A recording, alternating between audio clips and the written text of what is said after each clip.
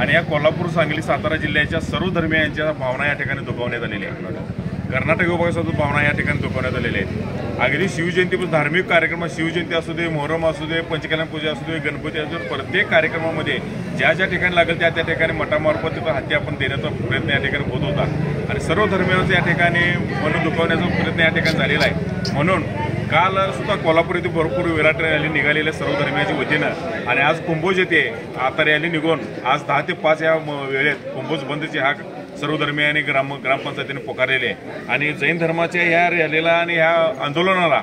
मराठा समाजाचा या ठिकाणी पाठिंबा मिळाल्याबद्दल आम्ही जैन समाजाच्या वतीनं सर्व मराठा समाज, सर्व धर्मियांचा आम्ही आभार व्यक्त करतो आणि या रॅलीला सुरुवात करूया असं सर्वांना विनंती करतो।